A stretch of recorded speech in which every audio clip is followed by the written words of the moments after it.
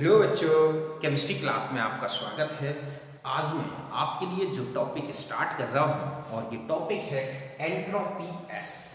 Okay, तो देखो बच्चों, entropy means the thermodynamic function which is a measure of the disorder और randomness of the particles of system. समझे बच्चों कि किसी भी सिस्टम का एक ऐसा थर्मोडायनामिक फंक्शन जो उस सिस्टम के पार्टिकल्स के डिसऑर्डर को बताता है या उसको मेजर करता है, वही क्या है बच्चों? एंट्रोपी। ओके, तो यही डेफिनेशन है कि entropy is a measure of the disorder और randomness of the particles of system. Okay, कि किसी भी सिस्टम का एक ऐसा थर्मोडायनामिक फंक्शन या एक ऐसी प्रॉपर्टी जो उस सिस्टम के पार्टिकल्स के डिसऑर्डर को मेजर करता है, वही है क्या? एंट्रोपी। अब हम आते हैं कि मैटर के जो 3 स्टेट्स हैं, कौन कौन से? सॉलिड, लिक्विड और गैस। अगर हम इनमें एंट्रोपी देखें कि किस तरह से चेंज होगी, तो देखो, सॉलिड से लिक्विड और लिक्विड से गैस में चलें तो पार्टिकल्स का डिसऑर्डर बढ़ता है। मींस सॉलिड से ज़्यादा डिसऑर्डर, लिक्विड और लिक्विड से ज़्यादा गैस। तो डिसऑर्डर जैसे जैसे बढ़ेगा, ठीक है, एंट्रोपी भी उसी ऑर्डर में चेंज होती है। समझ गए बच्चों? और भी एग्जांपल देखो। फॉर रिएक्शन, अगर आपको किसी रिएक्शन में देखना है कि, ठीक है, डेल्टा एस का क्या चेंज आएगा, मींस ये कब पॉजिटिव या नेगेटिव हो सकती है, तो इसको देखने के लिए आपको क्या करना है कि delta N means summation N G product, summation N G reactant, ये देखना है। इफ डेल्टा एन जी जो है ये है पॉजिटिव, मींस कि number of moles of gaseous product greater than, ठीक है, moles of gaseous reactant. Okay, then delta S will be positive. फिर से सुने, अगर किसी रिएक्शन में आपको एंट्रोपी चेंज देखना है तो सबसे फर्स्ट आप डेल्टा एन जी कैलकुलेट करें। जितने भी गैसियस प्रोडक्ट हैं उनको जोड़ें और जितने भी गैसियस रिएक्टेंट्स हैं उनको माइनस कर दें। डेल्टा एन जी यदि पॉजिटिव आता है, समझ गए बच्चों, जैसे जिसमें कि number of moles of gaseous product greater then number of moles of gaseous reactant, तो डेल्टा एस पॉजिटिव होगा। For example CaCO3 solid gives CaO solid plus CO2 gas. अब मैं कहूं कि यहां पर डेल्टा एस क्या है, तो पॉजिटिव। क्यों? क्योंकि डेल्टा एन जी जो है बच्चों कितना आएगा? 1। ठीक इसी तरह से लिखा है NH4 COO NH2 solid gives NH3 gas plus CO2 gas. तो यहां पर भी डेल्टा एन आप देख रहे हैं +3 है, मींस डेल्टा एस भी क्या होगा बच्चों? पॉजिटिव। तो किसी गैसियस रिएक्शन में अगर आपको डेल्टा एस देखना है कि उसमें एंट्रोपी चेंज पॉजिटिव है या नेगेटिव है, तो आपको वहां ये देखना है कि डेल्टा एन जी की वैल्यू क्या है। डेल्टा एन जी 0 है तो डेल्टा एस भी 0 होगा। डेल्टा एन जी नेगेटिव है तो डेल्टा एस भी क्या होगा बच्चों? नेगेटिव होगा। पहला तो ये है, मतलब कुछ रिएक्शंस को देखिए, बाकी टोटल प्रोसेस में एंट्रोपी चेंज क्या है वो एक अलग रिलेशन लेंगे। इसी प्रकार से तो सॉलिड लिक्विड में आप समझ गए, लेकिन कुछ ऐसे भी कन्वर्जन है जहां पर सिस्टम अपनी लिक्विड स्टेट से सॉलिड में जाता है तो वहां पर एंट्रोपी चेंज जो है पॉजिटिव होता है। जैसे अंडे का एल्बुमिन है, हम अंडे को बॉईल करें तो वो एल्बुमिन लिक्विड स्टेट से जैसे ही सॉलिड में जाता है, तो जब लिक्विड स्टेट में था तो उसमें जो प्रोटीन की जो स्ट्रक्चर्स हैं या उनकी जो पॉलीपेप्टाइड चेन्स होती हैं वो बहुत ही ऑर्डर्ड में होती हैं। लेकिन हम जैसे ही इसे बॉईल करते हैं वो चेन्स टूट जाती हैं, ब्रेक हो जाती हैं और उनमें ज़्यादा डिसऑर्डर आ जाता है। तो जैसे वो सॉलिड में चेंज होता है, एंट्रोपी चेंज पॉजिटिव हो जाता है। ठीक इसी तरह से रबर की स्ट्रेचिंग में पूछा जाता है कि रबर को स्ट्रेच करें तो एंट्रोपी चेंज क्या होगा। तो ध्यान से सुने, जब रबर स्ट्रेच्ड नहीं थी तो उनकी जो चेन है, मतलब ये कहें कि जो उसमें पॉलीमर चेन है वो डिसऑर्डर्ड होती है, क्वाइल्ड होती है। ओके, जैसे ही आपने उसको स्ट्रेच किया तो उनकी पॉली जो चेन्स है, पॉलीमेरिक चेन्स, वो एक दूसरे के पैरेलल हो जाती हैं और कहीं ज़्यादा ऑर्डर्ड हो जाती हैं। इसलिए स्ट्रेच करने से, रबर को स्ट्रेच करने से उसकी एंट्रोपी जो है नेगेटिव हो जाती है, मीन्स डिक्रीज हो जाती है। तो अंडे में तो बढ़ी और उसमें डिक्रीज हुई।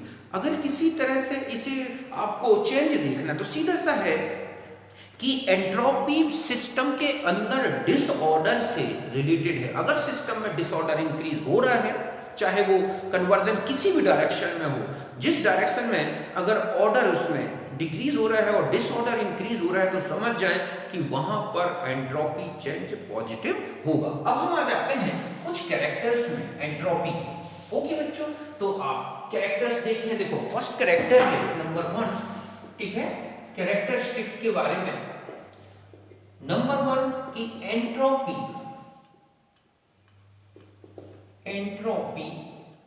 इज एक्सटेंसिव प्रॉपर्टी, ध्यान रखें। ओके बच्चों, because depends upon quantity of matter.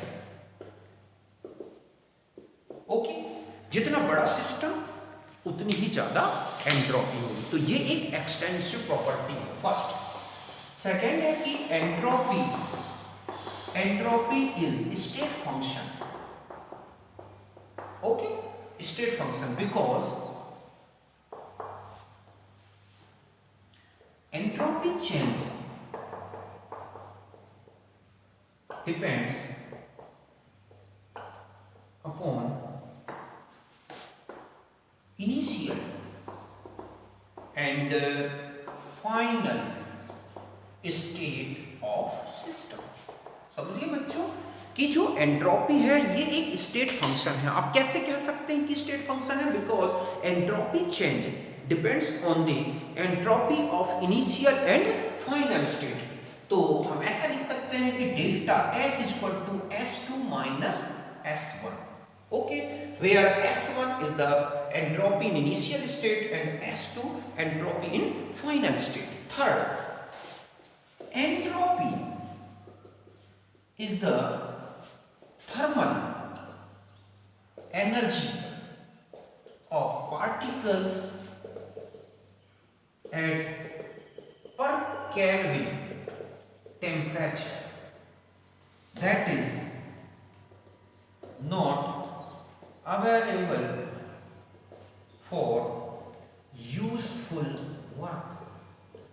समझ गए बच्चों कि ये सिस्टम की वो एनर्जी है, एंट्रोपी जो है सिस्टम के पर पार्टिकल या पार्टिकल की पर केल्विन टेम्परेचर पर एक थर्मल एनर्जी है, लेकिन ये यूजफुल वर्क में चेंज नहीं हो सकती, ये एक अवेलेबल एनर्जी नहीं है।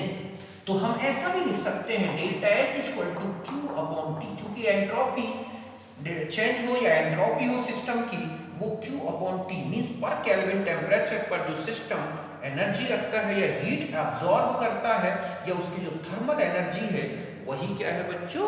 ये entropy means delta S equal to Q। तो इस तरह से पर केल्विन टेम्परेचर पर सिस्टम की थर्मल एनर्जी या सिस्टम जो पर केल्विन टेम्परेचर पर एनर्जी एब्जॉर्ब करता है, वही सिस्टम की क्या है बच्चों? एंट्रोपी। अब हम इस रिलेशन से देख रहे हैं कि entropy change of the system is directly proportional to the Q but inversely proportional to the T। Means कि अगर टेम्परेचर सेम रखा जाए और अलग अलग सिस्टम्स लिए जाएं, तो अलग अलग सिस्टम्स में जिसमें ज्यादा हीट एब्जॉर्ब होगी उसमें एंट्रोपी चेंज ज्यादा होगा। तो नेक्स्ट पॉइंट हम यही देखते हैं। यहां तक बात समझ गए होंगे आप? ओके, अब हम आते हैं, ये ऑब्जेक्ट का भी क्वेश्चन होता है कि नेक्स्ट 4th नंबर में कि एंट्रोपी चेंज, ठीक है, entropy change of system is, ठीक है, ऐसा ले लें delta S directly proportional to the Q of entropy change of the systems, ठीक है, directly proportional to the Q at same temperature। Okay, ये सिस्टम के लिए पर्टिकुलरली है। And delta S inversely proportional to the temperature, means temperature ज्यादा है और फिर सिस्टम को क्वांटिटी और यहां पर हम लिखेंगे at same quantity of okay heat. देखो मतलब क्या है कि एट हाई टेम्परेचर, या हम ये कहें कि for different quantities of heat absorbed by a system at same temperature, then suppose 2 calorie, 3 calorie, 4 calorie at 25 degree centigrade और इनका ऑर्डर पूछा जाए तो डेल्टा एस का ये इंक्रीजिंग ऑर्डर होगा। मतलब एक ही सिस्टम जो है टेम्परेचर कोई एक फिक्स टेम्परेचर पर अलग अलग क्वांटिटी में हीट एब्जॉर्ब करता है, तो जितनी ज्यादा हीट एब्जॉर्ब करेगा बच्चों उतना ही ज्यादा क्या होगा उसका एंट्रोपी चेंज। ये ध्यान रखना है। मतलब more heat, higher the value of absorb heat, more the value of entropy change. जितना ज्यादा हीट एब्जॉर्ब होगी सिस्टम का उतना ही ज्यादा एंट्रोपी चेंज होगा। अब इस रिलेशन से देखो आप कि entropy change bye absorption of heat at low temperature, ठीक है, is more than equal heat absorbed at high temperature। समझ गए बच्चों कि अगर कोई सिस्टम जो है लो टेम्परेचर पर हीट एब्जॉर्ब करता है तो उसमें एंट्रोपी चेंज ज्यादा आएगा। किसके रिस्पेक्ट में कि जब उतनी ही हीट सिस्टम हाई टेम्परेचर पर एब्जॉर्ब करता है। जैसे मान लो वाटर रखा है 100 डिग्री से नीचे लिक्विड फॉर्म में है, मान लो आपने 10 किलो जूल एनर्जी दी, सिस्टम की लिक्विड फॉर्म से गैसियस फॉर्म में सीधा चेंज हो गया, तो एक एंट्रोपी चेंज बहुत ज्यादा हुआ।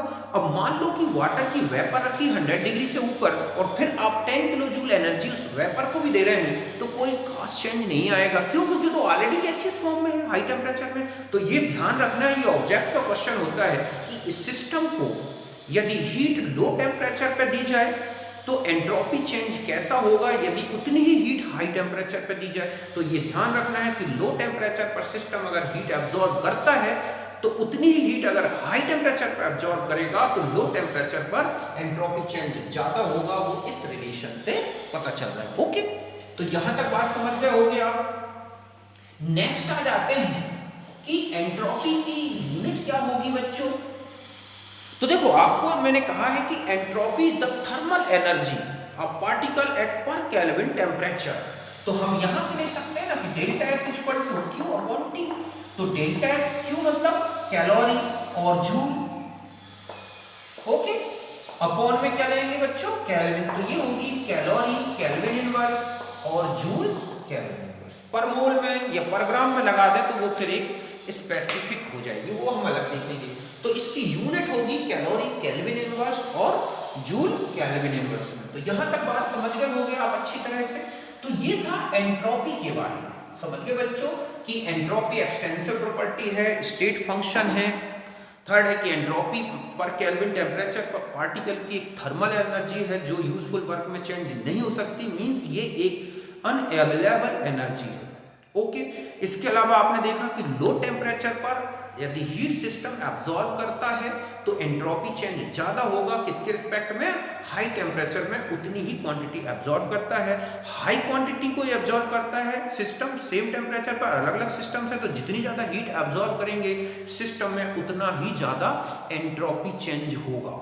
ओके, और इसकी यूनिट मैंने आपको बता दी। तो यहां तक इतना कुछ आपको एंट्रोपी में याद रखना है। अब हम आएंगे डिफरेंट प्रोसेस में एंट्रोपी चेंज क्या होते हैं। ओके, तो मिलते हैं नेक्स्ट वीडियो में, तब तक के लिए बाय, नमस्कार।